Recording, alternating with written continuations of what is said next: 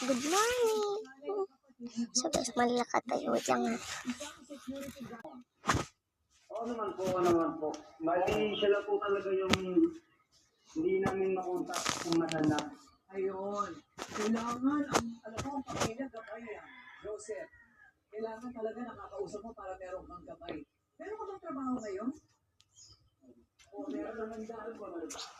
Hindi, si Joseph may trabaho daw. So kaya bakit masasabi mo tungkol sa kanilang relasyon? Naman. May sinambuhay natin sa probinsya, kaya may isip mo rin kasi na yung nandun. Wala ka nagsulat. Yung magulang natin. Ano ba ito? Lagi kang namimiss, saka lagi kang hinahanap. Samantala kayo Wala pa rin. naman naparamdam. Gusto namin isa din na lang. Hindi namin alam kung ano nangyayari sa'yo. Laging maalaanin kung saan ka nang galing. O naiiyak na si Joseph. Naiiyak. Alam mo, maganda yan. Ipag-meet namin kayo. Ha? Ipag-reunion natin itong pamilya. Diba?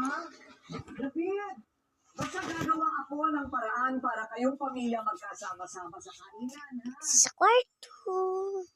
Dito ko kanina nagtulog. Ay, bago lang ako nagpunta. Kasi, kato ka na sa next page ko. Bye! Stepfather mo, anong ginawa? Sinaksak ka. Lasing. Nakainom. Ayun naman palang dahilan. Hindi ba kayo hindi alam yan ng kuya mo? Alam naman nila. Okay. Sabi ko na nga po, di mas malalim na naman po itong katotohanan. Okay, malalaman po natin paano natin naayusin itong sangang problema sa magkakapitbahay at magpapamilya. Bye pa naman yung next page. Kaya,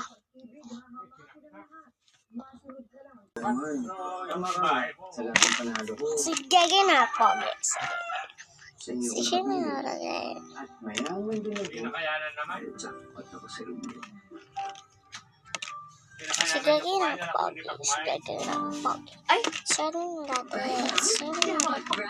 Uy, ginubos ba ni Chinayang ang kung yung maging bilin kung ano ba nila kung iwan? Ginubos na pa na.